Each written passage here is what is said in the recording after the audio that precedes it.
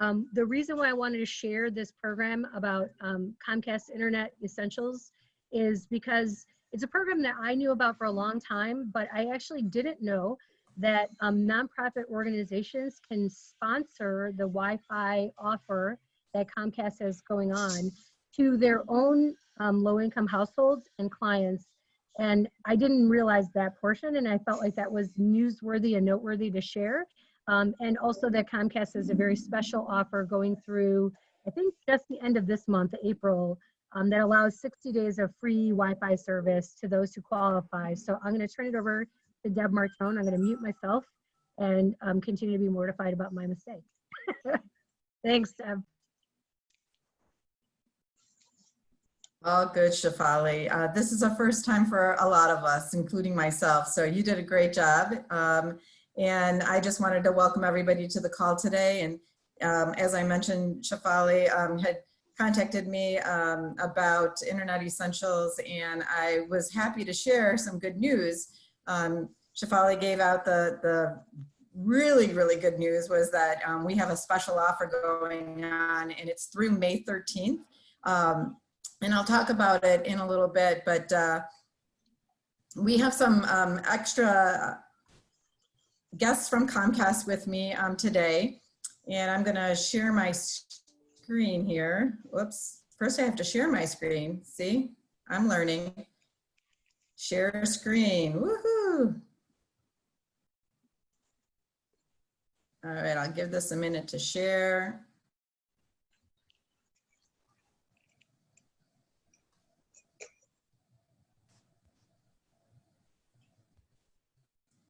We practiced this earlier, so it should be sharing.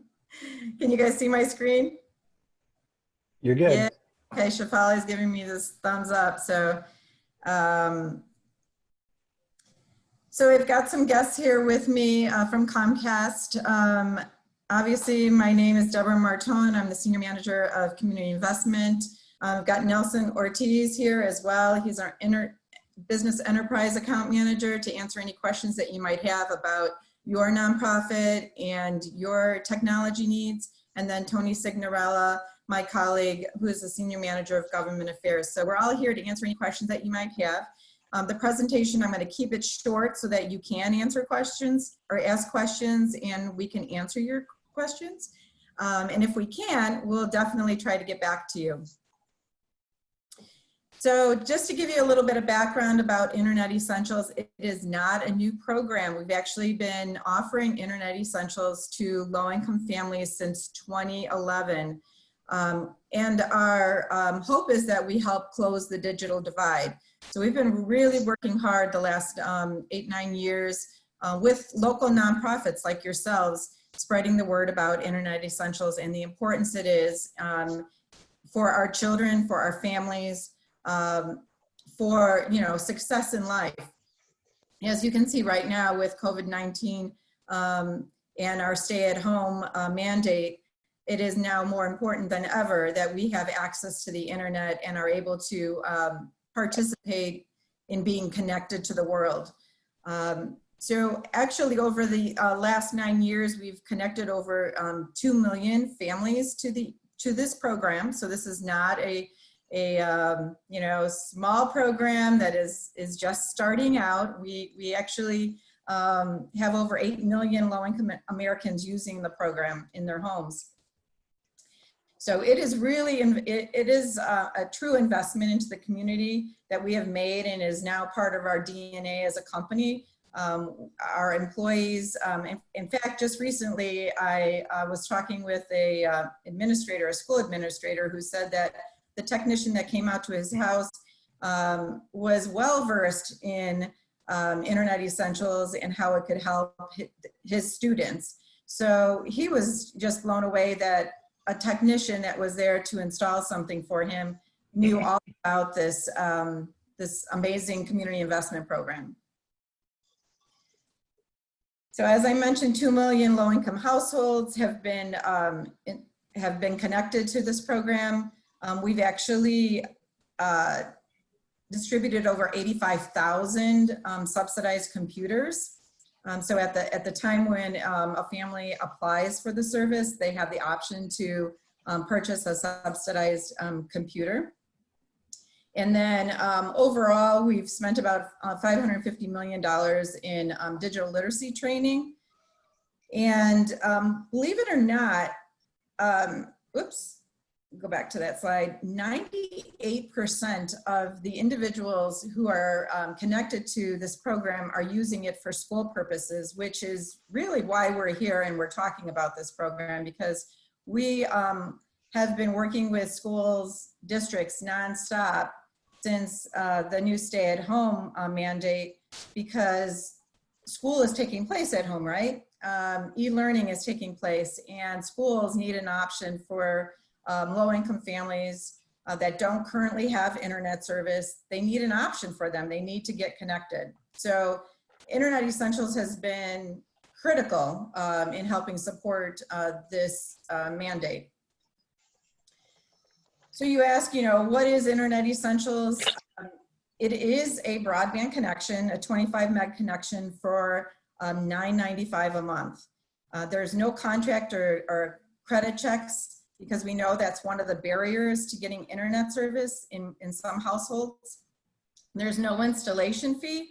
We actually have two types of installation. We have what we call an SIK, which we can mail the equipment and it's a self-install, or we do have a professional install that we can send out a tech to professionally install that connection into the home and the Wi-Fi router and everything that comes along with being an internet customer of Comcast. So you are a broadband customer of Comcast. If you sign up for Internet Essentials, it's a $9.95 a month program, and you also get Wi-Fi usage in your home as well. So you'll have a Wi-Fi router installed in the home as well as, you can connect your computer hardline straight to the internet. So, and then you have an option for the low-cost computer. It's $149.99, and that's either a laptop or desktop. It has a guarantee. It comes equipped with Windows, Microsoft, and Norton Security Suite for $150. It's an incredible offer. And then we also have the digital literacy training in some of the areas that on the Internet Essentials website, you'll see some access to training programs and all kinds of materials and online resources for parents and families. So check out internetessentials.com. Who is eligible for Internet Essentials? Households may be eligible if they are on public assistance programs. National School Lunch Program is what we typically work with school districts. So some of the schools are Title I schools. If you're a Title I school, you kind of skip through many parts of the process to be eligible, because we've downloaded that information into our system. So we know right away if somebody's signing up as under the National School Lunch Program that you're essentially eligible for the program. At least you are eligible under one criteria, the main criteria. And then you have to live in a Comcast area. This is a Comcast program, and you have to live in a Comcast service area. All of DuPage County is part of our service area. So in most cases, I would say 99% of the time, you would be, wouldn't have any issue. That would solve number 2 in eligibility. And then you cannot have subscribed to internet service with Comcast in the last 90 days. And you might ask, well, why is that? This program is for customers who don't have internet service at home. It's not for customers who have it and then just want to change their service over to this $9.95 service. This $9.95 service is designated for low-income families who really need the program to have access for e-learning, to pay their bills online, to communicate with teachers, to do all those things that you and I all have access to. So we need to reserve this program for them.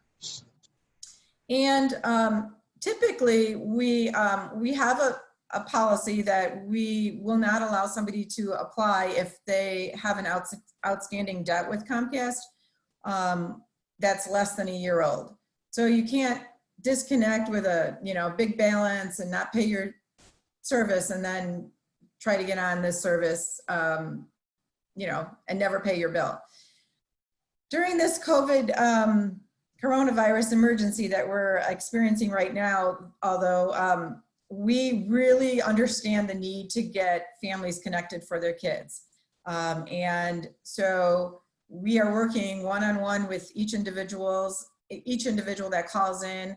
If they have a back balance, we will work with them on that back balance to, in many cases, waive that back balance. So if you've heard in the past from an individual that, oh, I've tried to get on and I owed the company money and that's why they won't allow me to, I would have them check again, because we are waiving and providing amnesty to individuals, and that's going to be through May 13th.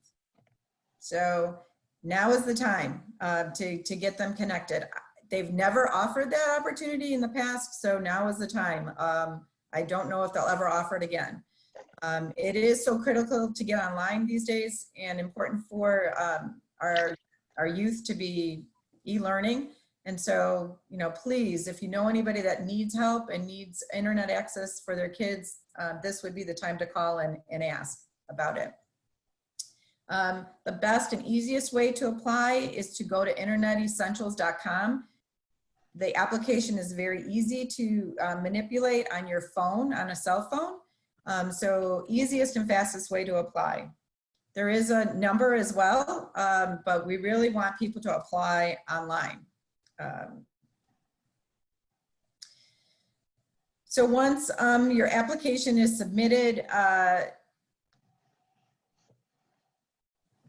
two things that they need is a social security number or a means of proof that they are who they are. And then obviously it'll walk you through the application process. Is very simple. The next screen shows you what it kind of looks like as you're going through the process. Let me talk to you about sponsor service, which is what Shafali mentioned. You as a nonprofit can become a sponsor. And we've gotten a lot of calls from nonprofits. I'm working with two right now. One works with youth in the south side of Chicago. They're going to be sponsoring some teens 18 to 25 to get online. We're also working with charter schools and school districts to become sponsors. So nonprofit schools, faith-based organizations can all be a sponsor. What that means is you would be the master account holder, and you would pay for legitimate low-income families that really need assistance. They can't even afford the $9.95, and you want to get make sure that they have access in the home. So that is an option. You can actually be a sponsored service provider. There would be a master account set up, and all of the sponsored accounts would get a special promotional code, and that promotional code would be tied to the master account, and you would actually just pay one bill to Comcast for a set number of sponsored families.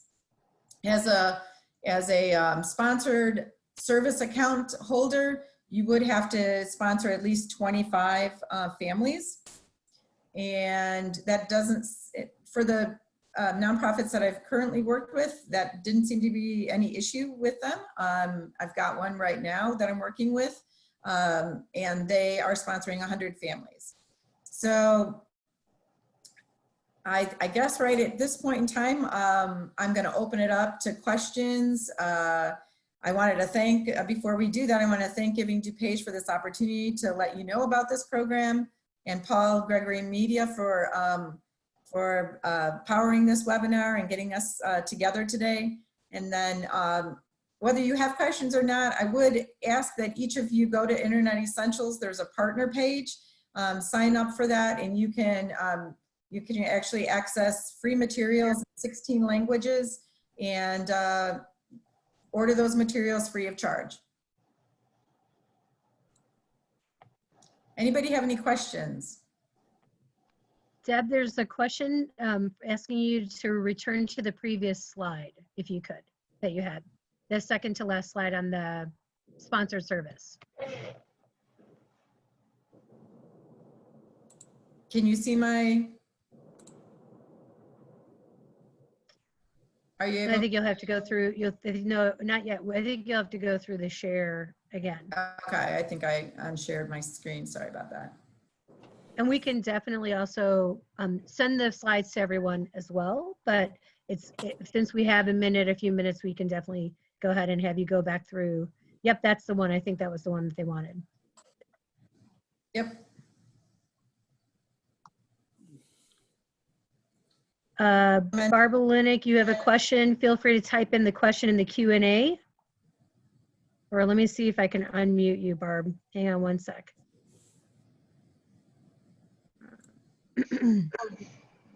Barb, can you try? Let's see what happens now.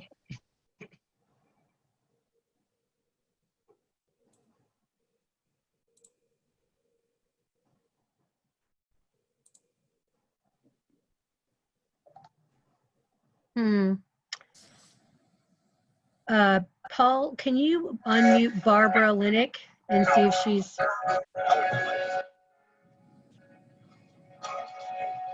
Yeah, she Some actually nice went through the background chat. music. She wants to know what if parents do not have a social security number?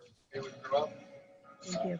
There are a list on the Internet Essentials website of other things that they can identify with. And they actually can upload a picture of themselves holding the identification card. Deb, hold on 1 second. Paul, are you guys hearing this noise on mine? Maybe if I mute my side of things. I'm hearing a lot of background noise. Yeah, you might have unmuted somebody in the participant. Yeah, we've all been watching Trump's press conferences, and We'll get it squared away. going great. So, Deb, you can go ahead and stop Okay, sharing. so as I was saying, there are many different forms of identification that can be utilized besides a social security card. The resident would just take a selfie picture of them with other forms of identification and upload that photo, to the application.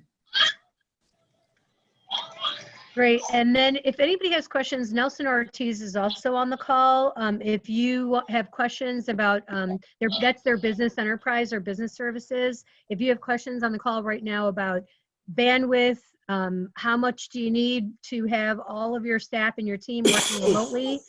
Those are questions that you can ask of Nelson right now.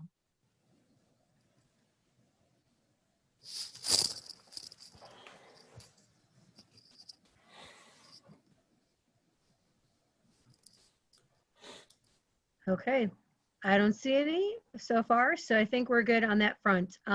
Any other questions for Deb and regarding Comcast Internet Essentials? Of course, we're going to share these slides with everyone, as well as the presenter's contact information after the webinar is over.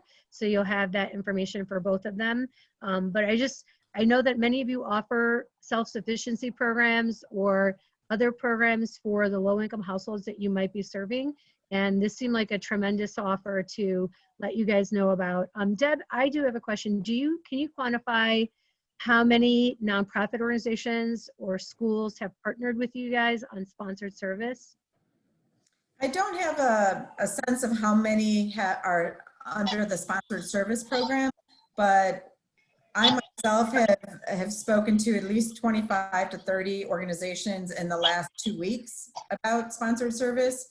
And there's a team of 20 of us here in the Chicago market, and they all have been well. So just in the matter of weeks, we've we've talked to probably hundreds of nonprofits about it. Oh, that's awesome. I will also, there was a new question that came in. How quickly can families get set up if they apply today? If they go with the option where they're self-installing, it's a matter of 4 to 7 days, as fast as UPS can get you your equipment. And then the other question we got was, will participants go through the same eligibility criteria if they go through this sponsored service? Or, so I guess the question there is, if the nonprofit signs up to be a sponsor, will that help the participants bypass the eligibility criteria just by virtue of the fact that they have the sponsor's promo code? They still have to go through the same process, and Okay. they still have to be eligible under the same circumstances. The thing that some nonprofits had questions on was, are they responsible for equipment if the resident does not turn in their equipment, if they, decide to move or what have you?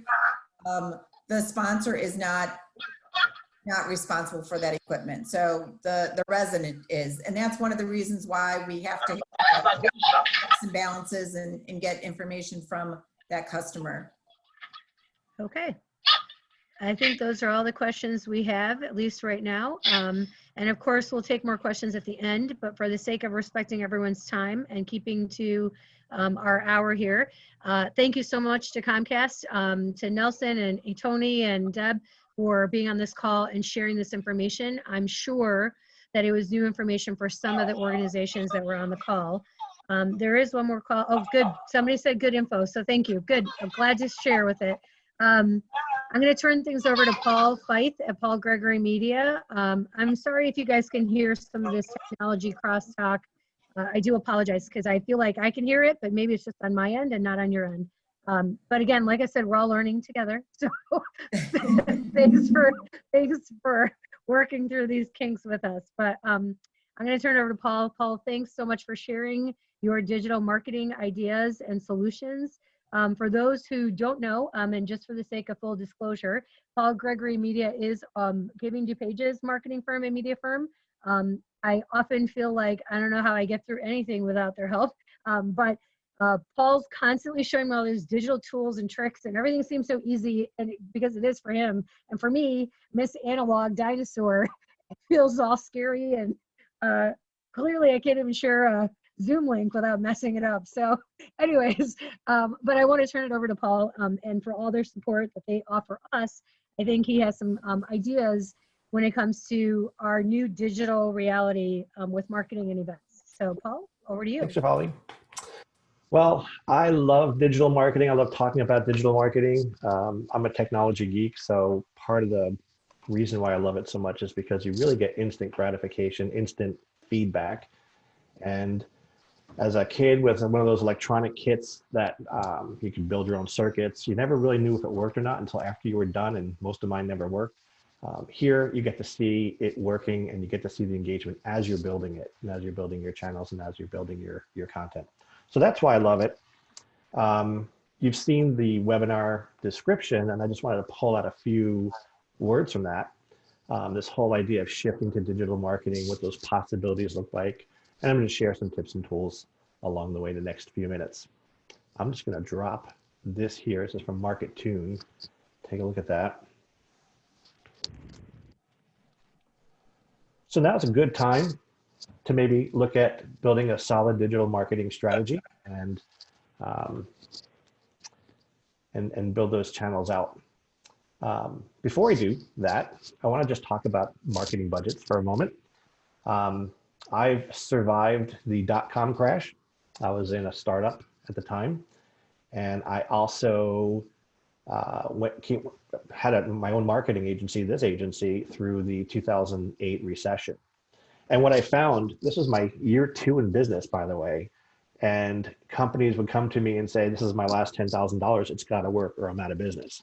And I love that because they thought marketing in a weak economy or during a crisis was more important than ever. And it's true, it's backed up by industry statistics. These 4 bullet points actually come from Forbes. It's great to market in a crisis, or it's best to keep up your marketing budget or even increase it because the noise level is down. Your competitors or people that you benchmark against are not spending as much. Brands can project stability, but in your case of nonprofits, definitely can project those needs. And I have never seen more rallying during this time, and I'm sure you have too. Cost of advertising is down. So media buys and technology are discounting all over the place. And so that's really good news. So your dollar is stronger. And just a word of caution here, cutting back on marketing, you start to lose mind share, right? You have to be part of that conversation.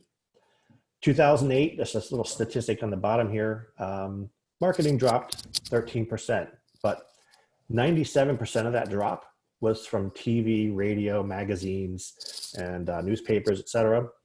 Only 3% was dropped on online, which tells you that even in 2008, 12 years ago, people regarded online and digital marketing very highly. And that was the channel to go to. What I've been hearing a lot in the last 4 weeks is this uncertainty, like where's our marketing dollars going to come from? And so that's been a constant theme. And just to throw a few points out here, which I'm thinking you already know, it's a great time to reevaluate your fundraisers and your campaigns for the next 12 months and maybe drop the ones that aren't generating as much revenue and focus on the ones that are generating a lot of revenue, because campaigns, galas, they all take a lot of time and effort. And I've seen a lot of you do this next one, shift your donation ask, right? Now more than ever, the critical needs that are out there.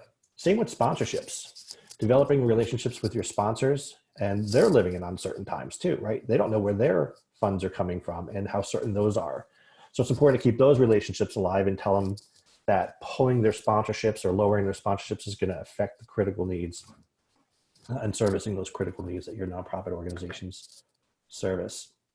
So be part of the conversation, be top of mind, be a leader, do all those things through digital channels.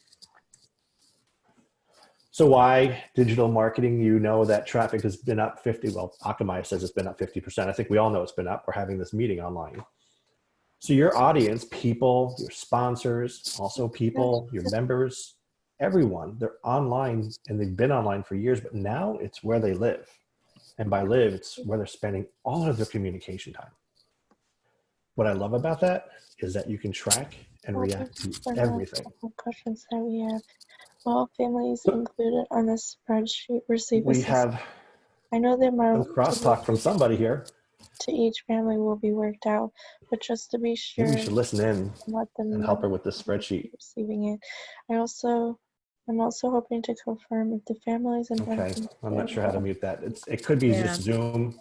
I think anyone who's on the call, if you can make sure you're muted, there is a way for you to mute yourself. It's right by your login screen, and you can just, there's a video option and a mute option.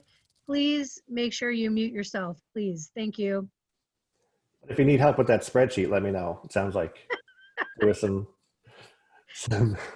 going on there. So what is digital marketing? I boiled it down to just one sentence. To me, it's reaching people on their computers and devices. Simple as that, right? And we've been doing a lot of that already. I found it amusing that when I went to look on ZipRecruiter the other day and I wanted to see how many digital marketing specialists were needed or digital marketing managers, anything digital marketing, 367 just between Aurora and Hinsdale. And so I put a few of them on the screen that I thought were just kind of interesting. Uncle Bob's, Culligan, the Room Place. All these people recognize the importance of digital marketing. They may not know how to do it, but they recognize the need for it. So they have these positions open. That's not including the ones that are outsourcing it to marketing agencies or freelancers. So there is a recognition of the need. So diving right in, the channels. There's 8 basic channels of digital marketing. Social media, you guys are already doing pretty much. Organic search or SEO, that's getting your website prepped, your pages prepped so that it comes up at the top of your search results for a particular focus keyword. Are your pages being found? Are you reaching your volunteers? Are you reaching your sponsors?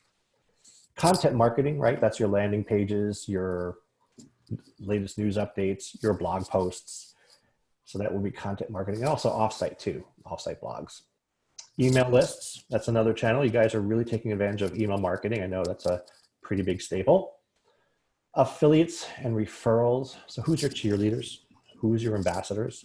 And also what sites other than yours are linking back to your site and that are credible? Public relations, right? So that's just being who's interviewing with the media, who's developing those relationships when you have a great story to tell. And then display advertising, which I'm not going to concentrate too much on today because everybody's kind of in this shelter at home mode. So we're not really going out seeing billboards as much. And then some of these can be paid. So social media can boost ads. You can do paid ads. YouTube has advertising apps on your phone. Some of them are sponsored based. So there's always ads that are popping up. So you can be on those as well. And paid search, which is at the top of your search results, the ones that show up first because you paid to be there. So those are really the channels. There's 7 of them really for digital marketing. And I'd imagine a lot of you are taking advantage of at least a few of them. Let's see. Tools. Shefali, I don't know if you have access to this, but there's a poll that you might be able to launch and I want to see where everybody's at in the usage of different channels. If you can, I'll do it at the end of this presentation. If you have a button I think says, all I have is the raise hand option. I don't have the poll option. Okay, so I'll do that at the end. Social media tools. All right, so there's some tools that help you develop content for these channels. Of course, you can do it natively, but there's hundreds of tools out there for each of these. And we have some favorites because we've seen most of them through just what our clients use and then what we use for our clients, especially nonprofits. Hootsuite's a great freemium package. They have a free version, they have a paid version.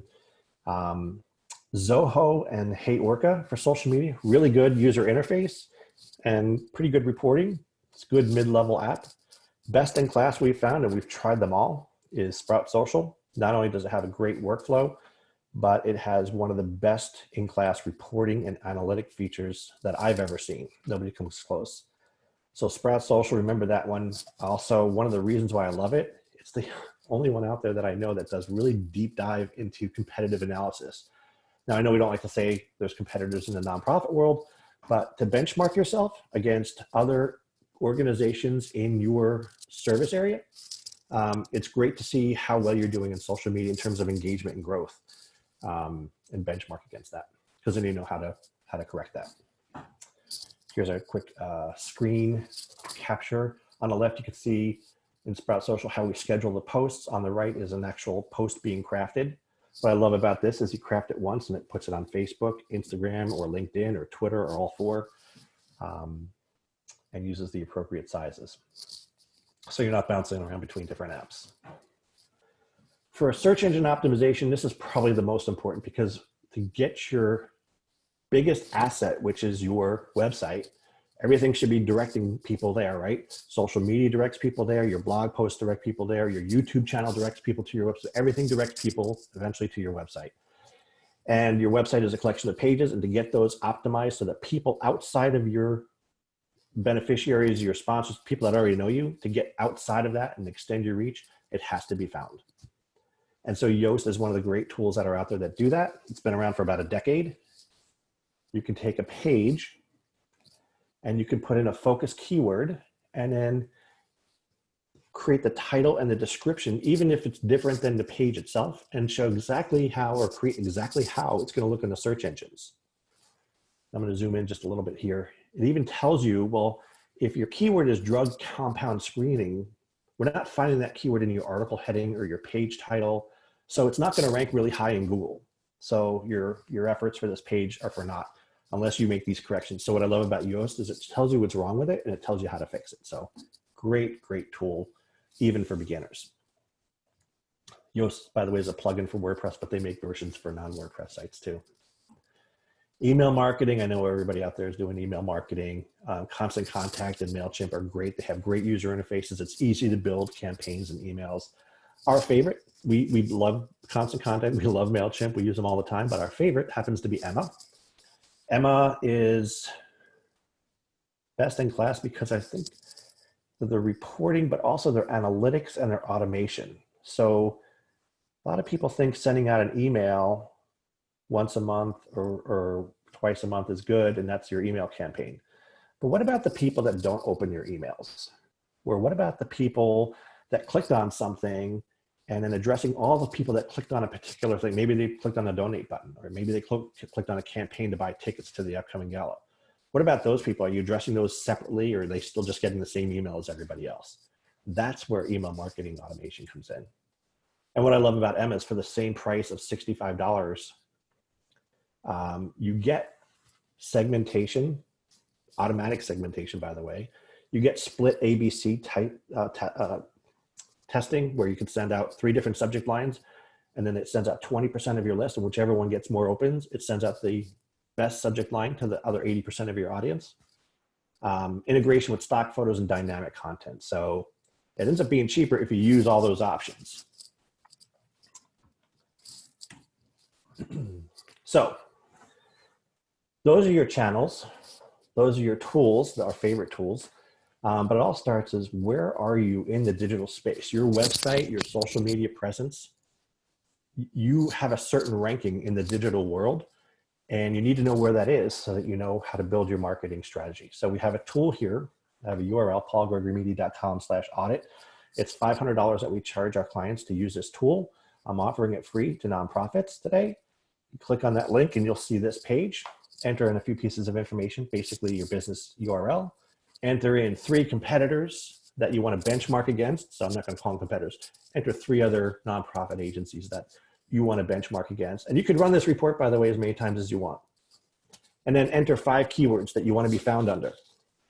What do you want your sponsors to find you under? Or what do you want your beneficiaries to find you under? And in 2 hours, you'll get that report. Pretty cool. Paul, I think I need you to repeat that offer for everyone again, because I'm not sure people understand. Just having that audit is so informative. So if you could repeat your kind offer again, that would be great. Sure. Visit paulgregorymedia.com/audit, and that'll take you right to this page, and fill out whatever information you want, but definitely enter at least 3 competitors and 5 keywords and your URL, and you'll be on your way. And again, you could run it as many times as you want if you want to benchmark against other organizations. Pretty cool. And you're offering it today for free to people who are on this call, so that normally it's $500, right? That's correct. Yep. That's correct. So have fun with that. I told you before, what I really love about digital marketing is that you can see instant results, instant engagement. So here's an example of a painter that wanted to do some pay-per-click, and we can put in some keywords. You see on the left, those keywords, and we know this is a Google tool, by the way, it's free. It basically tells us that for $26 a month, they can guarantee so many impressions and so many clicks. In this case, 450 people see the ad and 13 clicks. So we can guarantee them 13 clicks with $26 a month. And we even know, if you look on the lower right, what zip codes they're coming from. And I didn't do a whole screenshot, but we could see other demographics as well.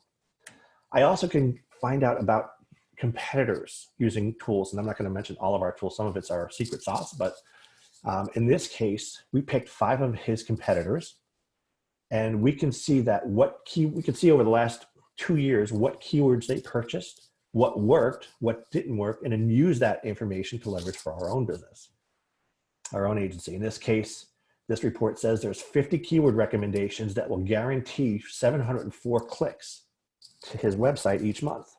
Now, what happens when they click over to that website then has to be adjusted, right? There's a funnel that goes on. Are they filling out the contact form? Are they calling him? Are they engaging in the online chat? Are they going to look at the portfolio? So squeezing them into in a nonprofit case, to donate, to contact, to see if they're qualified for your services, all of that would be the point of that. Paul, there's a question on how long will this free offer stand, is how it was worded. So how long will the free offer for the audit stand? 2 weeks. 2 weeks, go nuts. This is going to be the first page of that report that you get. This is also for the painter. So it's going to give you a kind of a high-level overview of how you score in different areas on the digital marketing space. Off-page optimization, how visible you are. Do you have any reviews, which may not be pertinent in this case, a competitor analysis. And so it scores you on each of those points. And then it has a whole page dedicated to each of those and how to fix those and how to make those better. You can work with a digital marketer or a freelancer to fix those issues. Like your mobile speed. Google will ding you if your site is not great on mobile speed. In this case, it's a 45 out of 100. It's not terrible, but if we optimize the images and leverage some caching, some easy fixes, we can get that score up to 85, 90, and then Google will rank it up pretty high. That report will also tell you when you put in your 5 keywords, where you rank on Google's page, if you're on page 1 or not, what the average monthly searches for that keyword is, and what the competition is. So it tells you how much you would need to spend basically if you do a pay-per-click campaign. That's also good for organic results too, to see how you want to optimize your page. It gets a little Greek at some point where, you know, these Moz landscape electrics go into domain authority, page authority, total links, but it does explain what it means. And so if you have a question about that, you can call me or email me and I'll be happy to explain it to you if when you get your report back, you're not sure about what something means. I do encourage those emails and calls. This is one of the last pages of the report, and I skipped over a bunch because of time, but here against his 3 competitors, it goes over his domain authority. How credible is his domain according to Google, which then affects his ranking, which then affects how many people see him when people are searching for that keyword. Juice passing links, which is that purple bar, is how many people or how many sites or organizations are linking from external sites to your site that are credible in Google's eyes. We also go over visibility. In this case, he's not in a lot of directories or the entries are wrong. There's like 40 or so credible directories that Google really likes and listens to, as well as Bing and Yahoo. And what about voice search? That's really becoming big right now. So we can see if you're ready for voice search on Alexa or Cortana, Siri, Google Home. These are all easy fixes with the right tools, but the fact that we get insight into this data and that you get insight into this data just by filling out a couple of fields, pretty cool. Paul, can you explain voice search before you move on? Explain what that means for people who may not, I mean, I think it's intuitive, but for people who may not know. Yeah, people are now searching through voice, right? Because Siri is really big on your iPhone or through your watch. Obviously, in your watch, it's hard to type a search, so people are using voice search more and more. And how many times do we ask Alexa a question that's web related or search related? It's becoming more and more prevalent, and it's only going to grow. So to make sure that we flip a switch and make sure that your site and your keywords are voice search ready is important.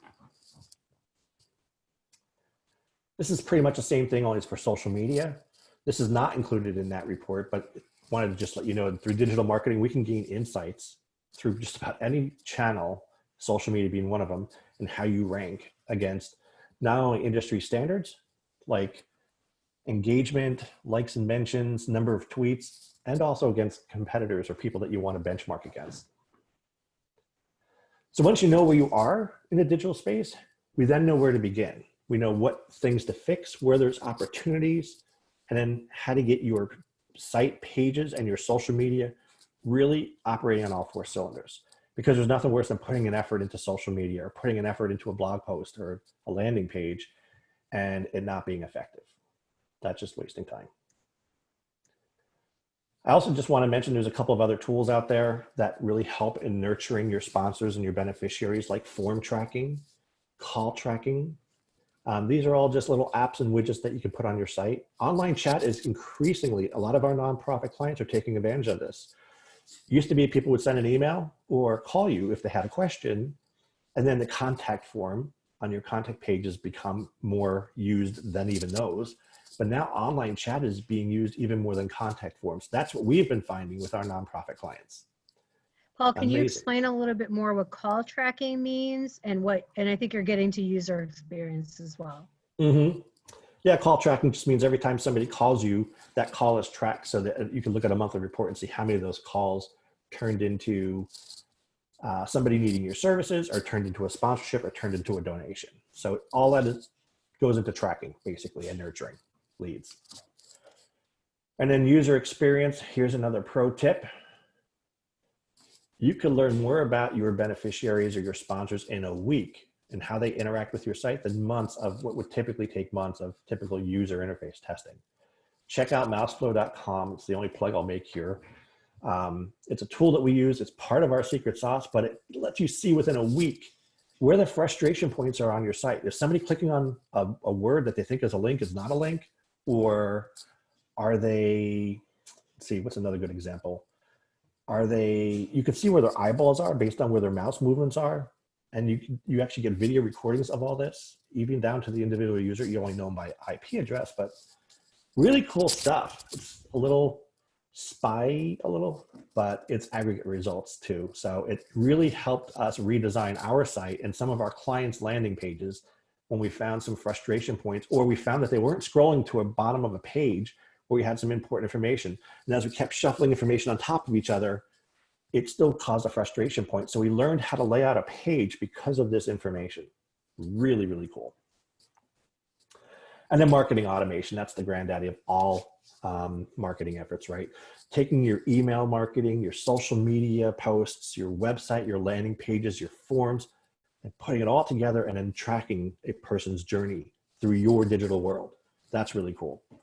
So you could see somebody who interacted with an email, then clicked on something, came in from a social media post, filled out a particular form, was interested in a particular page, and you could see that in a linear fashion. And then once you aggregate that, you could then make decisions about your campaigns. You've all seen when you visited a site for shoes, you look for brown shoes, and then you found the site that sold brown shoes. Then you went to Facebook and saw an ad for those same damn brown shoes, right? And then you go back and look at the other shoes and you say, well, I don't want the brown shoes anymore. I'm looking at the black ones. What do they have on sale? It's tracking your journey through that social media, through your email campaign, what you clicked on. Pretty cool stuff. I'd be remiss if, see how we're doing on time, if I didn't talk about online events really quick. Online events are about fundraising activities, you know, your silent auctions, your paddle raises, the networking entertainment, which is my favorite part. And then it's the opportunity to tell your story. You all know this. And so online, you can fundraise, you can highlight sponsors, you can provide online contests and auctions and drawings.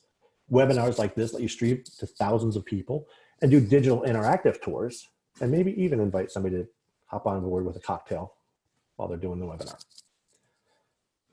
One last slide, what we use internally, and as you have this work from home and remote work, we used a lot of tools, Asana, Monday, Project Teamworks. We like Trello a lot. Great tool with a very small learning curve. Zoom, of course, we use GoToMeeting as well, and we use Ring Central and Google Hangouts, but Zoom's been the most reliable so far. If you need resource management and dependencies, this Project Teamworks is a good tool. And finally, Slack, if you're used to doing instant messaging, and you want to have that constant communication during the day with your teams, Slack is awesome. Questions? We have a question, and they're not sure they're explaining right, but they said that you mentioned clicking on a word that looks like a link, but has nothing to do with your site. Is there a way to block the double-lined external links associated with certain words on a website?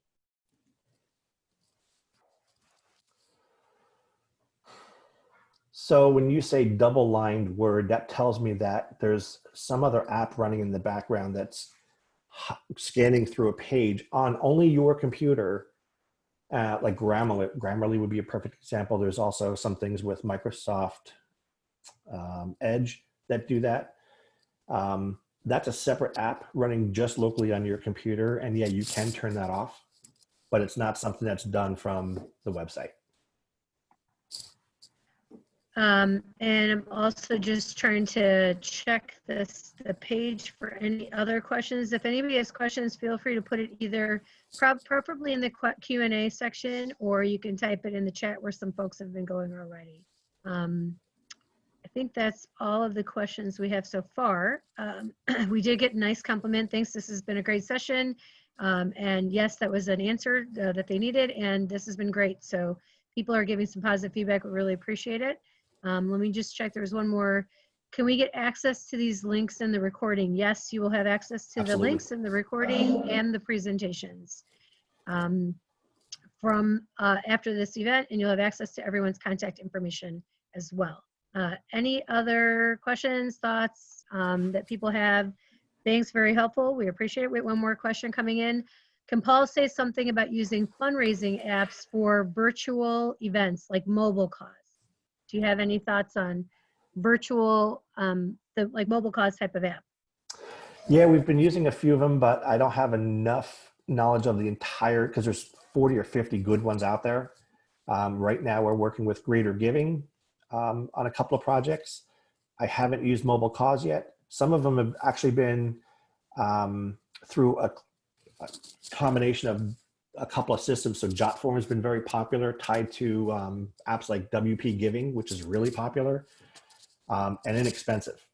But if you want to do a whole system of like with auctions built in, golden tickets, in addition to fundraising for like your galas and your online galas, Greater Giving, and about 40 other apps out there that a quick Google search will reveal.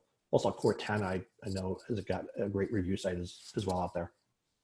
Yeah, I think just for everyone on this call, we're all sort of getting such an onslaught of emails from all these different donor platforms and fundraising platforms and event platforms. And I don't know a good sort of guide to use for that. If anybody has suggestions, we're happy to host a webinar about that. There is a question that somebody asked about webinars in general, Paul. So, you know, they're going to go to using more webinars than ever before, and they want to host a webinar, and they're asking what kind of content is important to include in a webinar. So what kinds of things would you feel is important to include? And then I also have my own question as well after that one.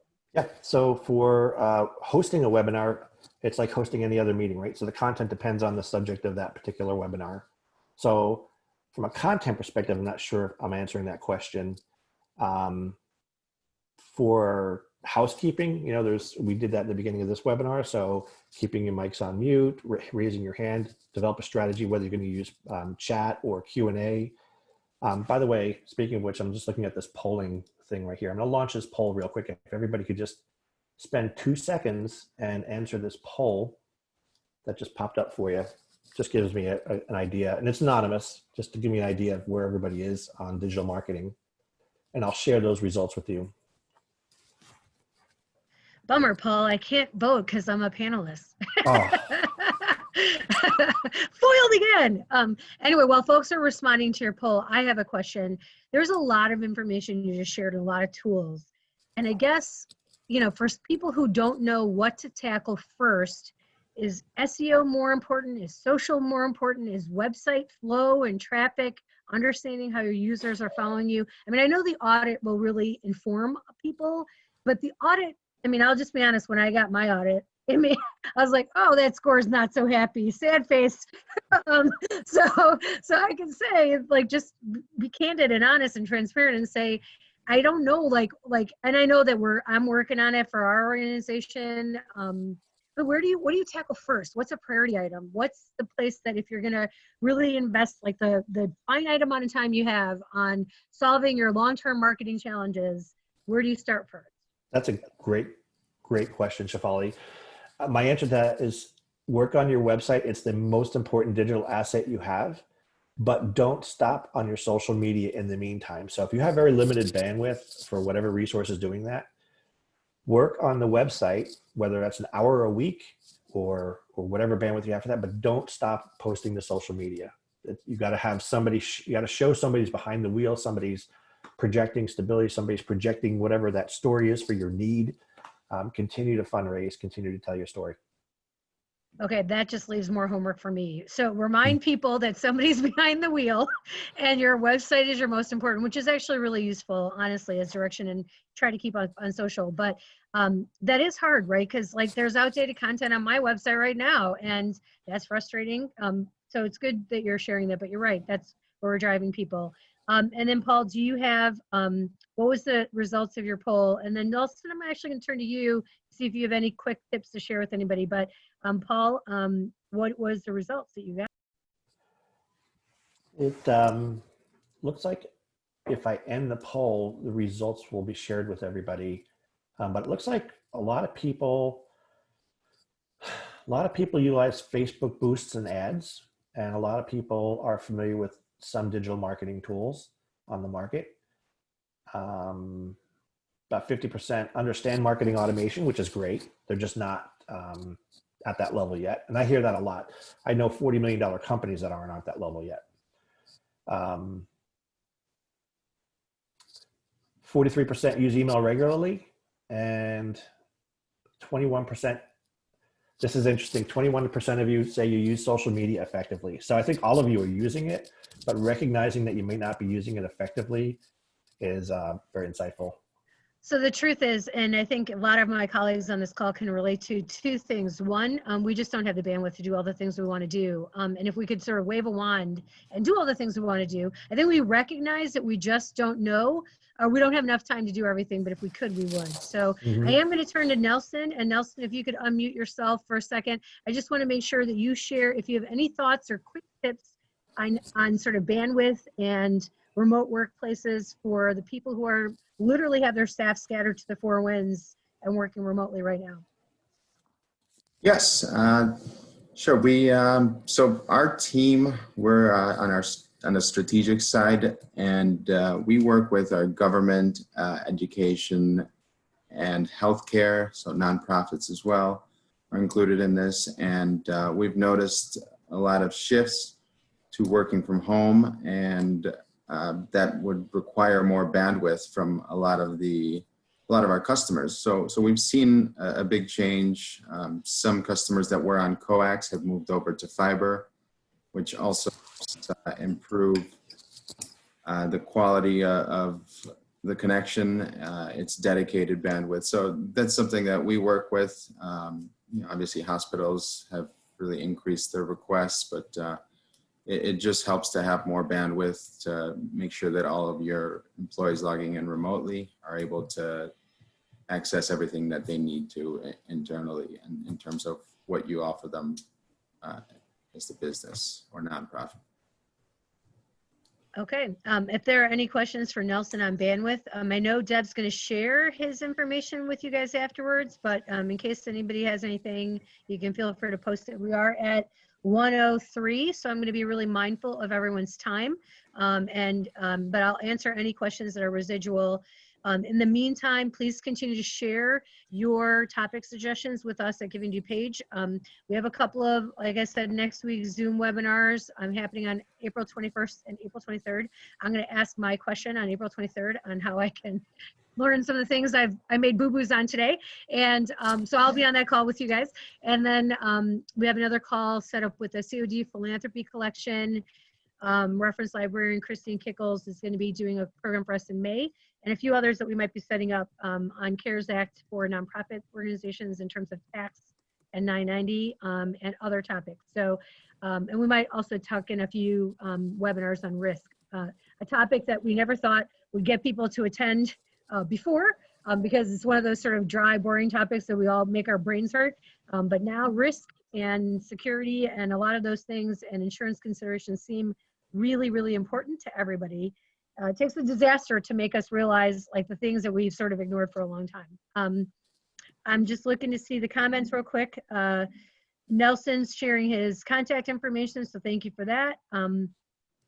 I'll share that, Nelson, with everyone on an email afterwards. Coax, Fiber, Voice, any questions are welcome. I don't know what Coax is, so that'll be my first question. What's Coax? And then thank you, everyone. Coax. See, I even mispronounce it. Coax, Fiber, Voice. And we're getting a lot of thank you, so thanks for that love. And I think those are all the questions we've answered, so we're good to go. Thanks, everyone. Be safe, be healthy, and sending our wishes of good health to everyone. Take care, and thanks, Paul, for hosting us, and thanks to our Comcast friends as well. Bye, everyone.